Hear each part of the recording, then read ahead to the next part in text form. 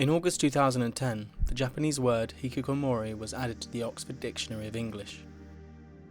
The term refers to those who, refusing the external world, decide to withdraw themselves from every kind of social interaction, remaining isolated in their homes for a period longer than 6 months.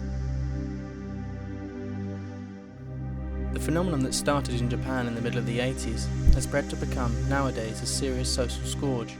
Although it is difficult to get reliable data, it is estimated that today in the country there are about 1 million Hikikomori, almost 1% of the population. Similar cases have also been reported in the USA, Taiwan, South Korea, Italy, France and the UK, but with rates that are not comparable with the country of origin. There are some cases of a Hikikomori that are in their 40s, belonging to the so-called first generation, isolated for more than 20 years. But the average self-inmate is a young male person, aged between 19 and 30. He will come from a middle-class family, and interestingly is usually the firstborn or only child. He leads an apparently inviolable lifestyle, devoting most of his time to video games, anime and manga. A person with completely random sleeping patterns who prefers the night hours.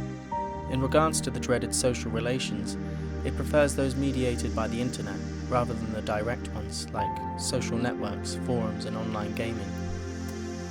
Given the young age of Hikikomori, they usually don't work or study, but are retained by the family. Some, however, work online or play the stock market, even earning substantial sums. Although Japan is a country with a high suicide rate, and this way of life is often linked to a state of chronic depression, in reality such incidences among Hikikomori are much lower than in the rest of the population. The reason for this oddity is that often the young inmates feel to be part of a larger phenomenon or rebellion, a cultural elite opponent to the ground. The roots of Hikikomori are to be found in the complex cultural and social dynamics, and the pressure weighing on Japanese children from the earliest age. Competitiveness in education systems is a main ingredient, since the primary school students are sorted on the basis of aptitude tests and subjected to continuous exams whose results are absolutely crucial for subsequent admissions. The school system is nicknamed by the students themselves Shinken Jigoku, hell of examinations, and every failure is experienced as shameful by their families. In addition, there is a widespread problem of bullying, in Japanese, ijimi, literally translated as torture, persecution. Admitting to ijimi for a Japanese boy is equivalent for declaring his social failure, with the risk of a further blame. For those reasons, the first step towards the status of Hikikomori is often becoming a futuko, somebody who refuses to go to school. In the workplace, the situation doesn't improve, so that the Japanese have coined a single word meaning death due to overwork, koroshi.